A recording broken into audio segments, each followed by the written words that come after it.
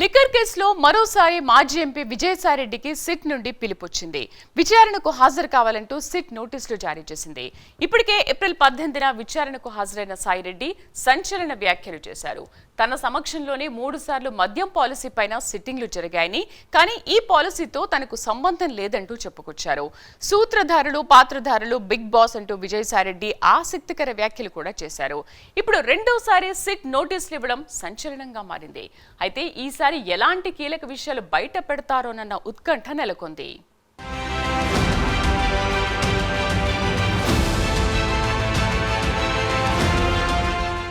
ఢిల్లీని లిక్కర్ స్కామ్ను మించి వైసీపీ హయాంలో ఏపీలో జరిగిన లిక్కర్ స్కామ్ మతిపోగొడుతోంది. వైసీపీ 5 ఏళ్ల పాలనలో చోటు చేసుకున్న మద్యం కుంభకోణం తాలూకా అక్రమాలు, ముడుపులు, బెదిరింపులు, నాసిరకం బ్రాండ్లతో ప్రజల ప్రాణాలు తోడేసిన ఉదంతాలు వెలుగు చూస్తున్నాయి. ఇప్పటికే ఊపందుకున్న సిట్ దర్యాప్తుతో వరుస అరెస్టులు, రిమాండ్ రిపోర్ట్లు, కోర్టు తీర్పులన్నీ అదే చెబుతున్నాయి. ఈ కేసులో ప్రతి మూలం వైసీపీ చుట్టూ, జగన్ చుట్టూనే తిరుగుతున్నాయి.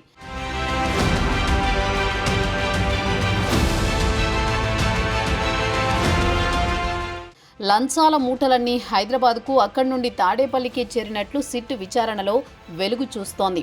లిక్కర్ స్కామ్ ఏ లింక్ లాగినా వైఎస్ఆర్సీపీ తలలే బయటకొస్తున్నాయి. నిందితులకు ముందస్తు బెయిల్ ఇవ్వడానికి సుప్రీంకోర్టు సైతం అంగీకరించడం లేదు. మరోవైపు ఈడీ కూడా రంగంలోకి దిగడంతో ఈ కేసులో నెక్స్ట్ ఏం జరగబోతోంది అనే ఉత్కంఠ నెలకొంది. సిట్ రిపోర్ట్లో పేర్కొన్న గత ప్రభుత్వంలో తప్పు చేసిన పెద్ద తలకాయలు ఎవరు అనే దానిపైనే ఇప్పుడు చర్చనీయాంశమవుతున్నాయి. దేశంలో పాపులర్ మద్యం బ్రాండ్లను తరిమివేసిన వైసీపీ పెద్ద తలకాయలు ఉన్నవాటిని బెదిరించి లొంగదీసుకున్నాయి. వాటిని కూడా నామమాత్రం చేసి అంతకంటే ఎక్కువ ధరలకు తాము లంచాలు తీసుకున్న కంపెనీల నుంచి తెరపైకి తెచ్చాయి. జగన్ సీఎంగా ఉన్నప్పుడు అమ్మిన మద్యం కంపెనీలకు అనుమతులు రావడం వెనుక జరిగిన తతంగం ఏంటి, మద్యం కుంభకోణంలో అధికారుల పాత్ర ఎలాంటిది అనేది దర్యాప్తులో తేలడంతో అందరూ షాక్ అవుతున్నారు. ఈ కేసులో ఎవరూ ఊహించని సీనియర్ ఐఏఎస్ అధికారుల పేర్లు సైతం బయటకొస్తున్నాయి.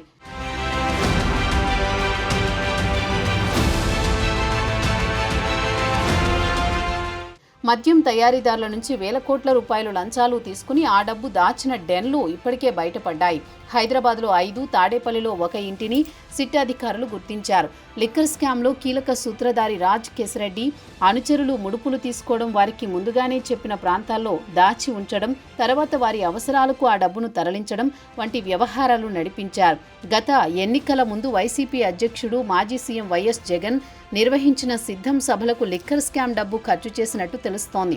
ఈ మొత్తంలో కొంత హవాలా ద్వారా విదేశాలకు తరలించినట్టు తెలుస్తోంది.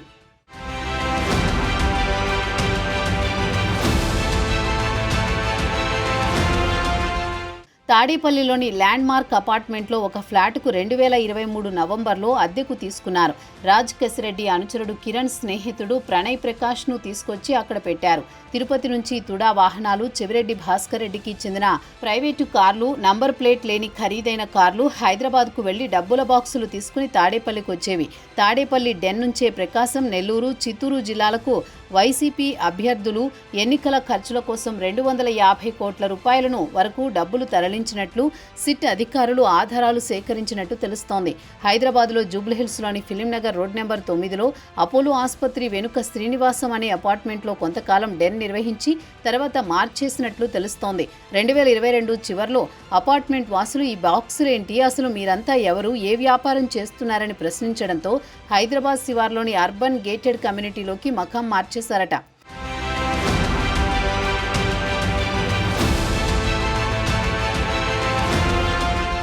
లిక్కర్ స్కామ్లో కర్త కర్మ క్రియగా భావిస్తోన్న రాజ్ కేశరెడ్డికి అప్పటికే హైదరాబాద్లోని ఫిలింనగర్లో ఈడీ ఎంటర్టైన్మెంట్ పేరుతో సినీ ప్రొడక్షన్ ఆఫీస్ ఉంది. స్పై అనే సినిమాను సైతం ఇదే బ్యానర్లో నిర్మించారు. అలాగే Banjara Hills MLA colony road number 12లో ఆంధ్రా బ్యాంకు పక్క భవనాన్ని కసిరెడ్డి అనుచరుడు సైమన్ అద్దెకు తీసుకున్నాడని, అప్పటికే ఒక చిన్న సినిమా తీసిన యువ డైరెక్టర్కు ప్రతి నెల కొంత మొత్తం చెల్లిస్తూ మొదటి అంతస్తును సినిమా కార్యాలయంగా తీర్చిదిద్దారు. రెండో అంతస్తులో కేసులో కథలు రాసుకోవడం, సినిమా ప్రొడక్షన్కు సంబంధించిన వ్యవహారాలు నడిపించారు. 3-4 అంతస్తుల్లోకి మద్యం ముడుపులు తెప్పించుకుని ఒక దాంట్లో బాక్సులు భద్రపరిచారు. ఆ సమయంలో మద్యం ముడుపులు సేకరించేందుకు ఎప్పటికప్పుడు కొత్త యువకులను చేర్చుకునేవారు. ఎవరూ ఏ వివరాలు అడగకుండా రావడం, పనిచేసి వెళ్లిపోవడం వరకే ఉండాలనేది రాజకేశిరెడ్డి ఆలోచన. నిరుద్యోగులైన ఉన్నత విద్యావంతుల్ని గుర్తించి హైదరాబాద్కు చేర్చాడు.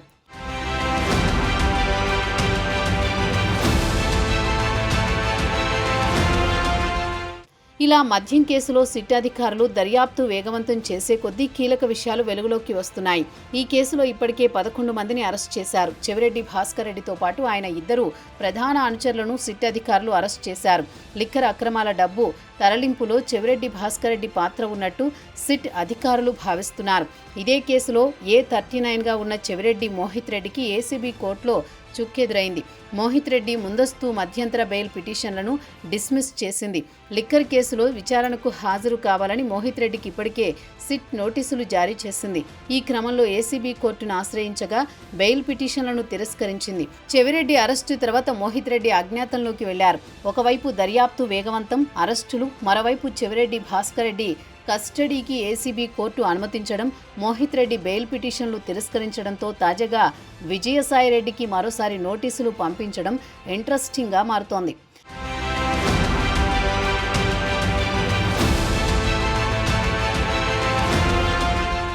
అలాగే ఈ కేసులో మరో కీలక పరిణామం చోటు చేసుకుంది. రిటైర్డ్ సీనియర్ ఐఏఎస్ అధికారి రజత్ భార్గవ పేరు కూడా ఈ కేసులో వెలుగులోకి రావడం సంచలనం రేపుతోంది.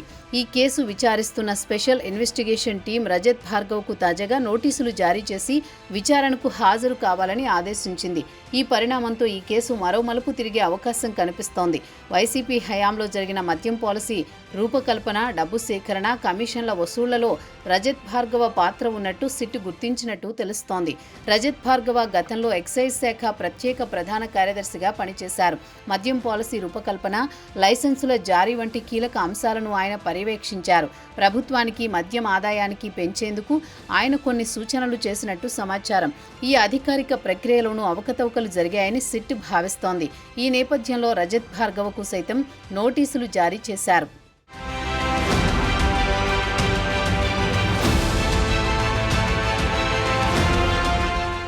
గతంలో మాజీ ముఖ్యమంత్రి వైఎస్ రాజశేఖర రెడ్డి హయాంలో పనిచేసిన పలువురు ఐఏఎస్ అధికారులు అవినీతి ఆరోపణల్లో చిక్కుకుని జైలు శిక్ష అనుభవించారు. ఇప్పుడు జగన్మోహన్ రెడ్డి హయాంలో పనిచేసిన వారిపైన ఈ తరహా ఆరోపణలు తెరపైకొస్తున్నాయి. ఈ కేసులో ఇప్పటికే రిటైర్డ్ ఐఏఎస్ అధికారి ధనుంజయ రెడ్డి, జగన్ ఓఎస్డీ కృష్ణమోహన్ రెడ్డిలను సిట్ అరెస్ట్ చేసింది. ఇప్పుడు రజత్ భార్గవ పేరు కూడా ఈ జాబితాలో చేరడం చర్చనీయాంశంగా మారింది. ఈ కేసులో ఓ రిటైర్డ్ ఐఏఎస్ అధికారి పేరు బయటకు రావడంతో సివిల్ సర్వీస్ వర్గాల్లో ఆందోళన నెలకొంది. గతంలో రాజకీయ నాయకులతో సంబంధం ఉన్న వ్యక్తులు మాత్రమే ఈ కేసులో నిందితులుగా ఉండగా ఇప్పుడు ఓ సీనియర్ బ్యూరోక్రాట్పై ఆరోపణలు రావడం సర్వీసులోని అధికారుల్లో చర్చనీయాంశంగా మారింది. రజత్ భార్గవ గతంలో పలు కీలక బాధ్యతలు నిర్వర్తించారు. రజత్ భార్గవ వంటి సీనియర్ ఐఏఎస్ అధికారి ఈ కేసులో ఆరోపణలు ఎదుర్కొంటుండడం సివిల్ సర్వీసులోని అధికారులకు హెచ్చరికగా మారింది. సాయిరెడ్డి వాంగ్మూలంతో పాటు రజత్ భార్గవ వాంగ్మూలాన్ని సిట్ నమోదు చేసిన తర్వాత మరిన్ని సంచలనాలు వెలుగు చూడనున్నట్లు తెలుస్తోంది.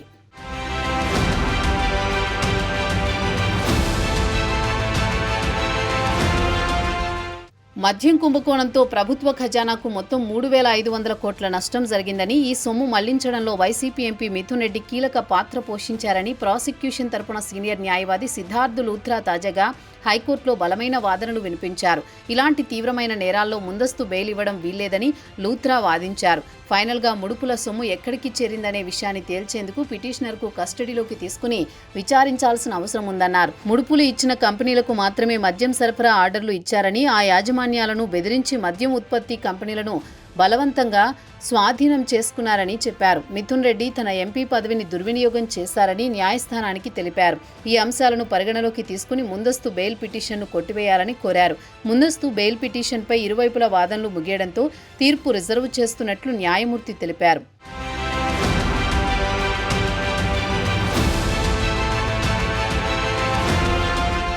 మరోవైపు నాణ్యత లేని మద్యం వల్ల ఏపీలో వైసీపీ హయాంలో అనేక మరణాలు జరిగాయి.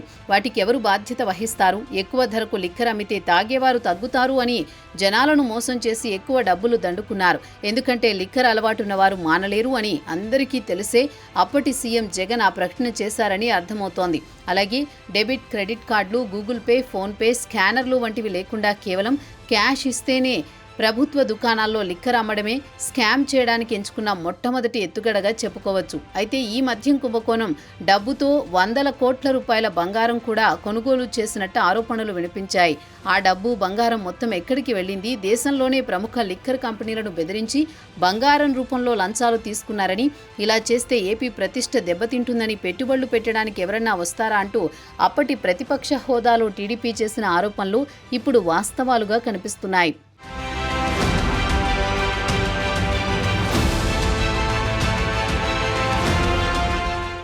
లిక్కర్ కేసులో విజయసాయిరెడ్డి పాత్ర కీలకంగా ఉందని భావిస్తున్న సిట్ ఆయనకు మరింత లోతుగా ప్రశ్నించేందుకు సిద్ధమైనట్టు తెలుస్తోంది. ఈ కేసులో సాయిరెడ్డి A5 నిందితుడిగా ఉన్నారు. అయితే తాను నిందితుడిని కాదంటున్నారు సాయిరెడ్డి. గతంలో ఏప్రిల్ 18న సిట్ విచారణకు హాజరైన సాయిరెడ్డి అధికారులు సుమారు 3 గంటల పాటు ప్రశ్నించారు. మద్యం పాలసీ నడిచిన విధానం, డిస్టిలరీ కంపెనీలు, నగదుతో పాటు లావాదేవీలకు సంబంధించి కీలకమైన వివరాలు రాబట్టారు. హైదరాబాద్, విజయవాడలో జరిగిన 2 కీలక సమావేశాల్లో తాను పాల్గొన్నానని అంగీకరించిన సాయిరెడ్డి నగదు లావాదేవీలతో తనకు సంబంధం లేదన్నారు. ఈ కేసులో ప్రధాన నిందితుడిగా A1 రాజ్ కసిరెడ్డి మద్యం కంపెనీల నుంచి సుమారు 50 నుంచి 60 కోట్ల లంచాలు వసూలు చేసి ఆ నిధులను సాయిరెడ్డి సహా ఇతరులకు బదిలీ చేసినట్లు సిట్ రిమాండ్ రిపోర్టులో పేర్కొంది. హవాలా నెట్వర్క్స్ ద్వారా ఈ ఆర్థిక లావాదేవీలు జరిగినట్లు సిట్ దర్యాప్తులో వెల్లడైంది. అయితే ఆర్థిక లావాదేవీలతో తనకు ఎలాంటి సంబంధం లేదని విజయసాయిరెడ్డి చెబుతున్నారు.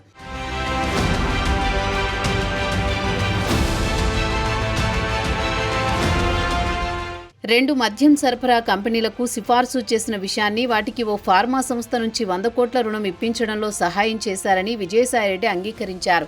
ఈ మొత్తం వ్యవహారంపై ఎన్ఫోర్స్మెంట్ డైరెక్టరేట్ కూడా మనీ లాండరింగ్ నిరోధక చట్టం కింద కేసు నమోదు చేసి దర్యాప్తు చేస్తోంది. 2019-24 మధ్య జరిగిన మద్యం అమ్మకాల్లో అత్యధికంగా నగదు రూపంలో లావాదేవీలు జరగడంపై ఈడీ దృష్టి సారించింది. ఈ కేసులో విజయసాయిరెడ్డి చెప్తున్నట్లు ఆయనకి ఎలాంటి సంబంధం లేదా, లేకుండా మద్యం కుంభకోణంలో ఆయన పాత్ర ఉందా అనే విషయంపైన చర్చ జరుగుతోంది.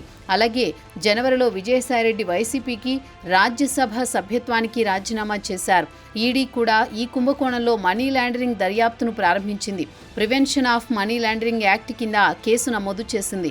2019-2024 మధ్య 99,413 కోట్ల రూపాయల మద్యం అమ్మకాలలో కేవలం 0.62% అంటే 615 కోట్లు మాత్రమే డిజిటల్గా మారాయి.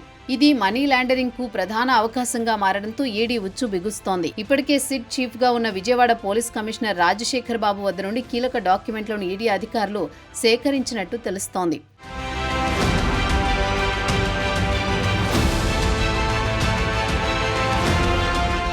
మరోవైపు లిక్కర్ స్కామ్ పేరుతో వైసీపీపై తప్పుడు ప్రచారం చేస్తున్నారని, అక్రమ అరెస్టులతో రాజకీయ కక్ష సాధింపు చర్యలకు దిగారని జగన్ అంటున్నారు. మద్యం షాపులను ప్రభుత్వం నిలిపివేస్తే లంచాలు ఎవరు ఇస్తారని ఎదురు ప్రశ్నిస్తున్నారు. ఇప్పుడు కూటమి హయాంలో ఏపీలో రకరకాల బ్రాండ్ల మద్యం అమ్ముతున్నారని, ఆ పేర్లు గతంలో ఎప్పుడూ వినలేదంటూ కొన్ని పేర్లు చూపిస్తూ కూటమిపై విమర్శలు చేస్తున్నారు. జగన్ బేతాళ కథలతో లిక్కర్ కేసులో అరెస్టులు చేస్తున్నారని ఆరోపించారు. అరెస్టైన నిందితులు, ఆరోపణలు ఎదుర్కొంటున్న వారికి లిక్కర్ కేసుతో ఏం సంబంధం ఉందని ప్రశ్నించారు. మిథున్ రెడ్డి, రాజ్ కేశిరెడ్డి, ధనుంజయ రెడ్డి, కృష్ణమోహన్ రెడ్డి, వాసుదేవరెడ్డికి లిక్కర్ పాలసీకి సంబంధం ఏంటని నిలదీస్తున్నారు. రాజ్ కేశిరెడ్డికి కేశినేని చిన్నితో సన్నిహిత సంబంధాలున్నాయని, లిక్కర్ ఫైల్ ఒక్కటైనా సీఎంఓకి వచ్చినట్టు చంద్రబాబు నిరూపించగలరా అని జగన్ ఛాలెంజ్ విసిరారు. 2014 నుంచి 2019 మధ్య భారీగా మద్యం కుంభకోణం జరిగిందని ఆరోపించిన జగన్ 2014 నుంచి 19 మధ్య జరిగిన లిక్కర్ స్కామ్లో చంద్రబాబు బెయిల్ మీద ఉన్నది నిజం కాదా అని జగన్ అన్నారు. 2019-24 మధ్య లిక్కర్ సేల్ తగ్గిందన్న జగన్ ఒక్క కంపెనీకి లైసెన్స్ ఇవ్వలేదని స్పష్టం చేశారు. లాభాపేక్ష లేకుండా వైసీపీ సర్కార్ అమ్మకాలు జరిపిందని గుర్తు చేశారు. స్కామ్ జరగకపోయినా జరిగినట్టు చూపించే ప్రయత్నం చేస్తున్నారంటూ రివర్స్ అటాక్ చేశారు. లిక్కర్ కేసులంటూ తప్పుడు ఆరోపణలు వైసీపీ నేతలతో పాటు అధికారులను వేధిస్తున్నారని జగన్ విమర్శించారు.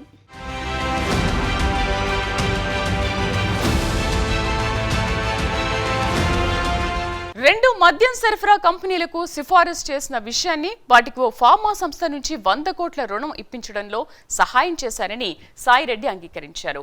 మొత్తం వ్యవహారంపై ఈడీ మనీ లాండరింగ్ కేసు నమోదు చేసి దర్యాప్తు చేస్తోంది.